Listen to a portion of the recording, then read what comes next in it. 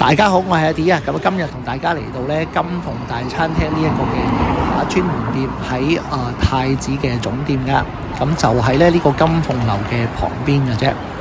一嚟到門口咧就已經見到佢哋唔同分店嘅地址啦，亦都咧見到佢哋晚餐咧上面嗰個嘅價錢牌啦，仲有一啲咧老闆阿叔咧嘅威水史噶。旁邊咧仲見到原來可以做會員啦，有生日優惠啦、線上排隊啦、同積分啊等等嘅啫。咁而入到去裏面咧，亦都見到哇座無虛席啊，所以我都要咧喺張4人台上面去搭台。牆上面咧就已經有一啲阿叔咧喺報章上面嘅訪問啦。咁咧連食家蔡瀾嚟到咧都讚好啊，咁的確係威水㗎。餐牌裏面咧已經見到咧第一頁就係阿叔咧嘅一啲嘅履歷簡介啦，同埋入廚嘅經驗等等。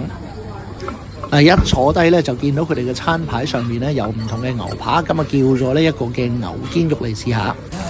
等緊菜嘅時候咧已經見到隔離台上緊菜咧，哇熱辣辣咁啊，拍下佢哋先。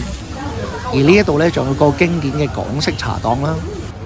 喺鋪裏面咧睇一圈咧都見到啊呢一種嘅格局咧就係我哋所謂嘅傳統港式嘅扒房啦。咁呢一度咧有個湯啦，同埋熱辣辣嘅餐包。呢一個羅宋湯咧啱啱到嘅時候咧就覺得佢犧牲咗少少，但係飲落咧個湯底係有少少辣味嘅，用料十足添。咁另外咧梗係要試下我哋嘅童年回憶黑牛啦。咁但係哇你睇下啦，寫晒啦。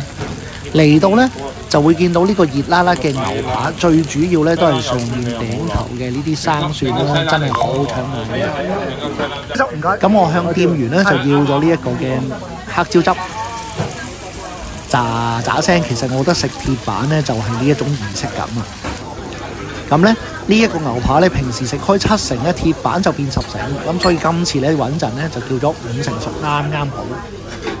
裏面咧都見到底料咧其實都好多啊，側邊嘅配料咧都好豐富噶。呢一個嘅生蒜咧配埋呢個黑椒汁，我覺得咧就真係有啲畫龍點睛嘅。好快咧就已經俾我解決咗呢一個嘅牛扒。